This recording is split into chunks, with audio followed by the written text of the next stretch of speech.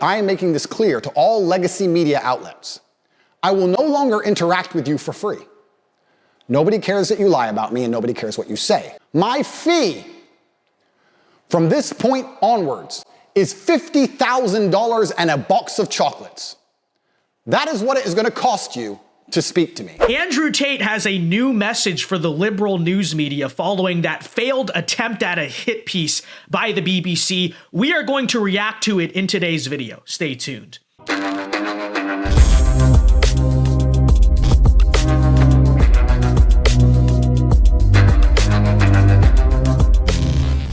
right, well, considering the last Tate reaction video we did got almost 100,000 views in less than a day, absolutely insane. I think that's an all-time record on this channel. Thank you guys, appreciate that. I figured we might as well react to him again, but be sure to leave a like on the video right now, subscribe to the channel if you are new, and consider becoming a channel member because I virtually guarantee you this is going to get demonetized by YouTube. It's about Tate after all. So link is in the description to become a channel member if you want to support the content and also gain access to exclusive perks, exclusive VIP content, and the members block of our nightly shows. So yeah, again, channel membership, link in the description. Consider joining to help us fight the demonetization that's inevitably going to happen. All right, with that said, enough talking. Let's get into this video. It's 13 minutes. We might as well react to the whole thing today. We have the time. Why not? Let's do this.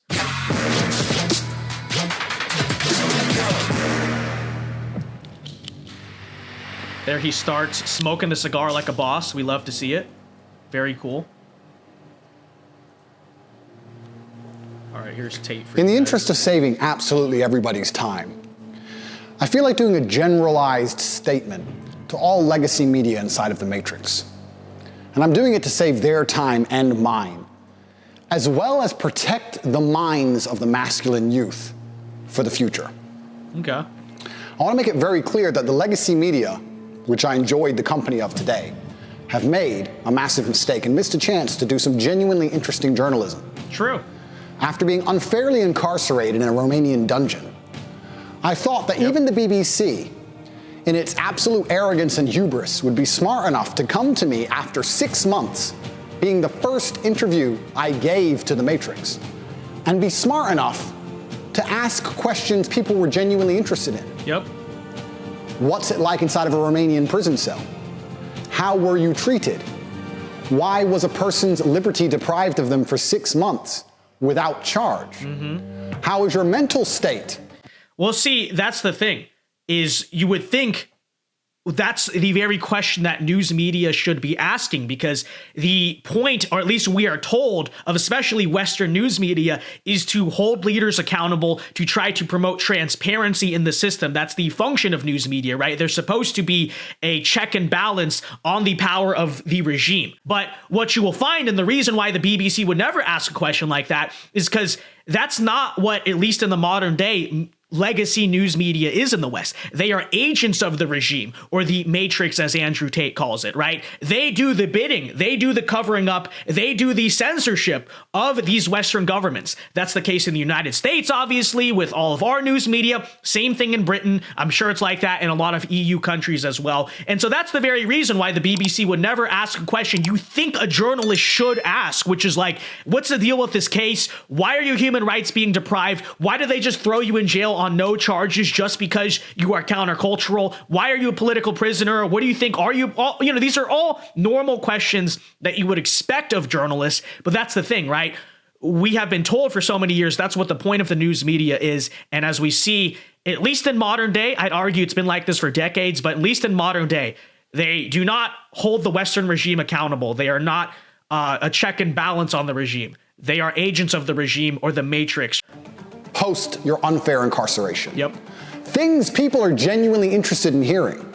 Yep. But instead, they came with the same old talking points. But they're not journalists. They're propagandists of the powers that be in the West, and that's the case with every basically institution that you expect to serve you. The journalists, and I know it's funny, me and Tate 100% agree on this. The police as well, right? You expect the police to be the people uphold law and order. No, they don't. They actually just do the bidding of the criminals, both in office and on the streets. Haha, see the double entendre there. And the military, same thing, right? Does the military defend American freedom or British freedom? No, they defend, the military industrial complex and the regime. Every institution in the West that you think is supposed to serve you, it has now been weaponized against you. And that's the case with the media especially. And I'd like to address all of these talking points to the Matrix media now to prevent this happening again, because it's a monumental waste of everybody's time. Let's hear it. I say things on the internet. I've been making content on the internet for a very long time.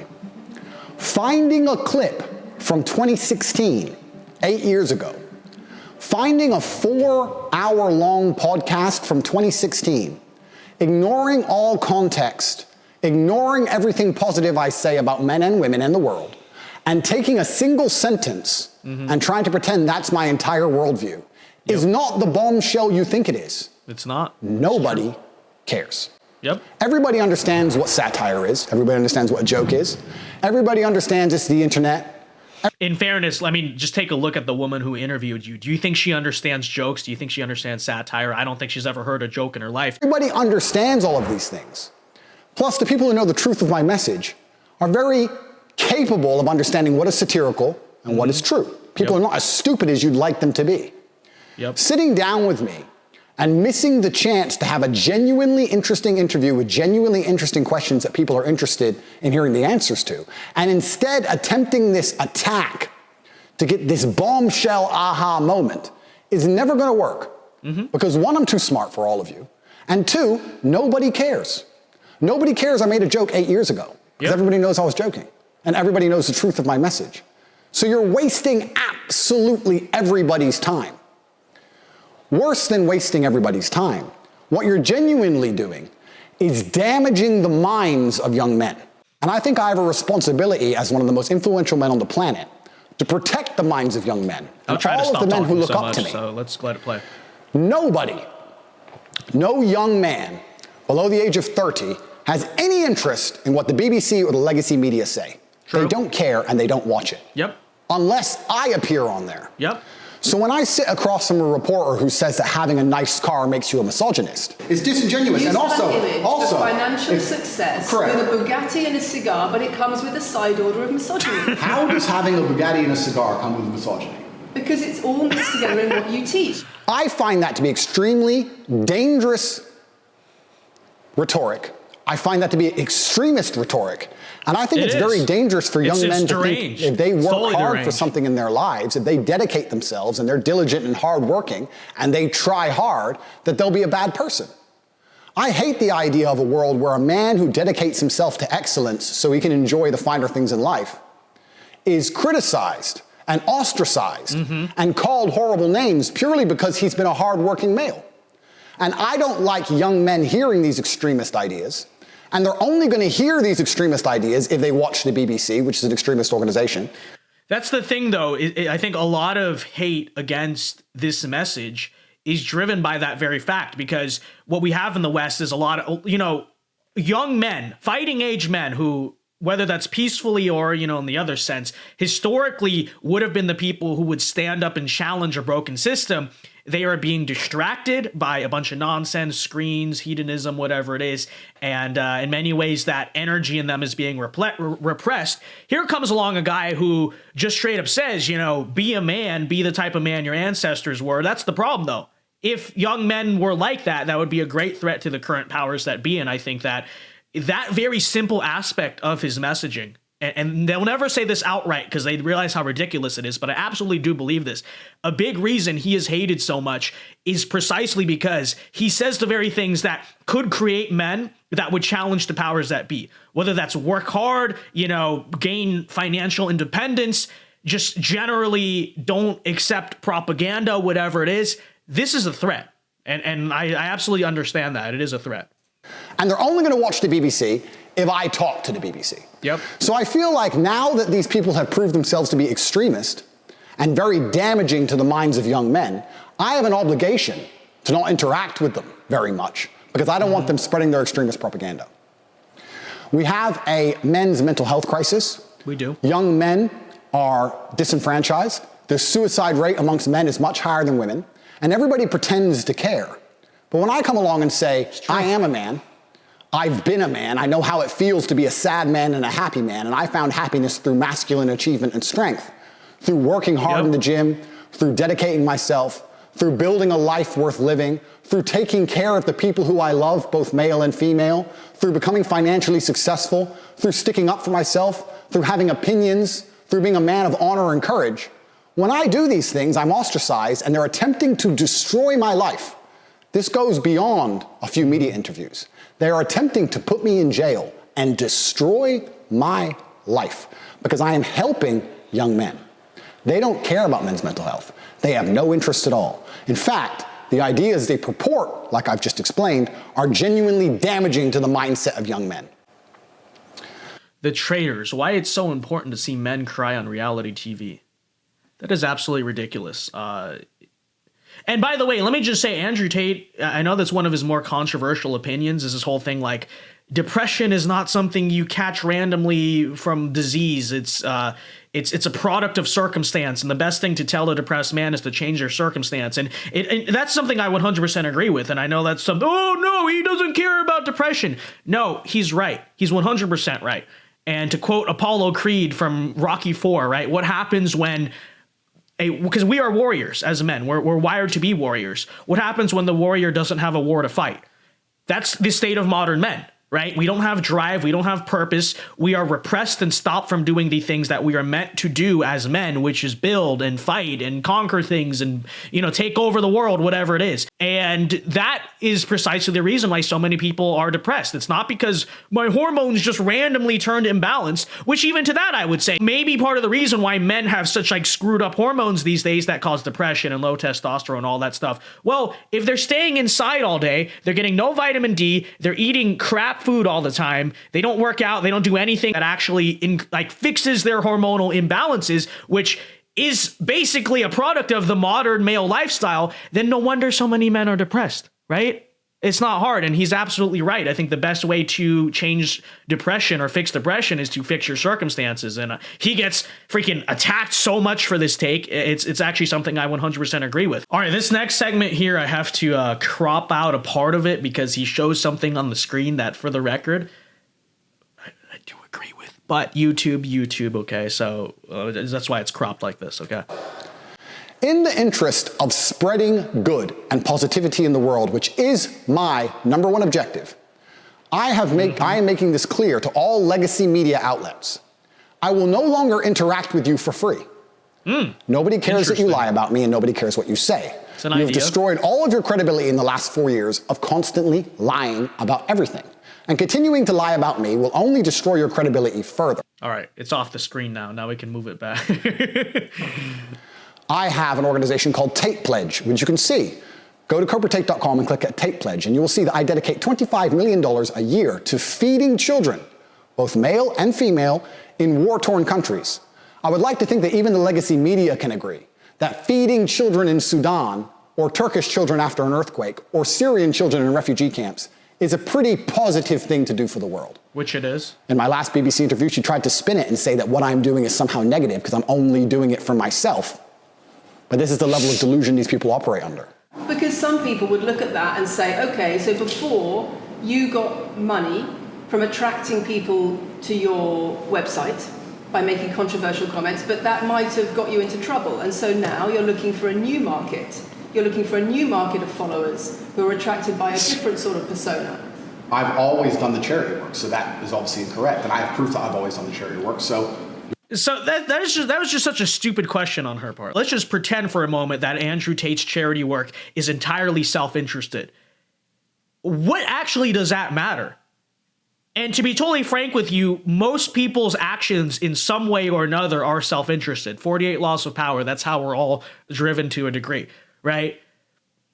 They don't ask that to any other celebrity or politician. Do you think freaking Bill Gates... Well, honestly, that's not a good comparison because I think Bill Gates does have an evil agenda to screw things up. But, in general, right?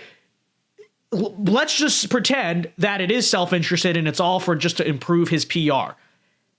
What does that actually matter? And by the way, that's what everyone does freaking charity work for that is famous. But what does that actually matter? Because that doesn't change the fact that hungry kids are being fed and rescued and all this different stuff, right? How about two people can benefit at the same time? How about XYZ party can fulfill its own self-interest, but while fulfilling that own self-interest and improving their image in some way, they can actually help a great degree of people. I don't see the problem with that. I don't even see why that's just a stupid question overall. It's a stupid question. Your charity work that you're actually doing to help real people, don't you know that you're just trying to increase your own PR and help your own PR. Okay, maybe to a degree you do get something out of it, just in the same way if I were to donate to a charity to get 501c3 tax write-offs, yeah, I might be also doing it to a degree. I see some degree of personal benefit to it, but that doesn't change the fact that overall the net good of what I'm doing there is a good thing, and it's such a stupid question to even ask. Legacy media is intent on spreading hate. They are. Intent on spreading extremist ideologies. True. Which it seems they are. Not only the extremist ideology that men shouldn't work hard, True. but also a bunch of other ones, which I don't need to mention because most thinking people understand what the legacy media is trying to purport on not only the population, but the young children of the world. And what they are trying to push is far more damaging than me saying you should go to the gym. Therefore, I no longer have any interest with interacting with the legacy media for free because I don't want their extremist views shown to young children without doing some good for the world. My fee from this point onwards is $50,000 and a box of chocolates. That is what it is going to cost you to speak to me. If you are from the Matrix, you will give me $50,000 in advance, which will be donated to Tate Pledge, which will be used to feed children in war-torn countries. And you will also bring a box of chocolates to my gate, which I will ingest as I listen to your Matrix propaganda and destroy you. Because I deserve chocolates if I have to put up with you. I can sign off on that. I agree. And my time is valuable. And you're wasting mine, yours, and everybody else's. So if you're going to come along with your extremist ideas, I would at least sleep better at night if you were feeding some poor innocent children somewhere in the world. But you have no interest in doing any good for the earth. You're only interested in spreading hate, unlike me who wants to do good things. So, post my BBC interview, I've been contacted by the New York Times, CNN, the Clinton News Network, all of them. And they're all desperate to interview me because they understand the number of views it will get. I want to try now. Yeah. I want to try now. And they all want to try a different version of the same aha moment. Not understanding, because they're completely detached from reality, that it's not an aha moment and nobody cares. They're not interested. They're not smart enough to look at the board of the chessboard and say, this isn't going to work. Let's ask him questions people actually care about. They're not that smart. So if you want to waste your time and mine, that's what it's going to cost you. $50,000. I managed to procure meals at around 80 cents each. So we'll feed over 60,000 children for wasting an hour of my time, plus a box of chocolates. That is my fee from this point forward. I will still speak to non-Matrix media outlets who are interested in the truth, interested in asking interesting questions that people want to hear the answers to. I will still be available to do my own podcasts and tell the truth. But as long as legacy media retain their reputation as peddlers of extremist ideology, I no longer have any interest in promoting them and making them relevant. It's better we allow them to become irrelevant, which they are doing, through their own dishonest actions. He's absolutely right to do this, because what legacy media is actually doing is clout chasing from him. And usually you would think, right, if you're going to go on a platform like BBC, CNN, historically, you'd be the one that's clout chasing, right? You want the exposure of that. But the thing, and we talk about this all the time on the channel, legacy media is dying. Vice is going bankrupt. And Andrew Tate made fun of that. I like to think that, I played a part in that as well, right? But Vice, downhill, CNN, losing a bunch of money, BBC, I'm sure, same thing, hemorrhaging a lot. And no one watches these things anymore. But when they bring Andrew Tate on, you see what happens. Millions and millions of views. He is probably the most relevant figure on the internet currently. And that's honestly the reason why we are talking about him as well, right? And so to failing and bankrupting media companies, he is adding so much value and bringing so much lost relevance to these people, an entirely new audience, hypothetically at least, that they would otherwise not have. And also, to be totally honest with you, I do not think he really needs to do that type of interview again. I think it was good. I think if you're a figure like this, you need to do that a few times, right? Go into the, the arena, really be challenged by liberal media, sort of gain that aura of credibility. And I would say the first Piers Morgan interview, that basically happened, maybe the Vice thing, and then especially this. But beyond that point, now that he's kind of done that and added that to his image as a public figure, all that's happening now, if he were to go on New York Times, CNN, and repeat the same thing over again, he really wouldn't be adding any value to himself or credibility to himself. He would just be bringing in a lot of views for a dying network like CNN. And, he has no reason to do that. So I absolutely think, it's a good idea. Overall, pretty solid response, in my opinion. And, we are obviously praying for him and wishing him the best of luck in regards to this whole situation in Romania, because as we've talked about, total political prisoner. We understand this by now. But all right, with that said, ladies and gentlemen, I think I'm going to wrap it up here. There's like 2 minutes left on the video. I know I said I was going to react to the whole thing, but unfortunately, I talked way too much throughout this. I got to work on that. I just always want to, okay? So if you want to watch the last 2 minutes, go on his Rumble, go on his Twitter. It's there. There you go. All right, I won't steal all the traffic. But all right, thank you for watching. Be sure to leave a like and subscribe before you go. Consider that channel membership. Again, link in the description to help us fight YouTube demonetization. And let me know your thoughts, obviously, in the comments below on the interview, on the situation. And until then, Alpha Moves Only. God bless. Everyone have a very great Sunday, and peace.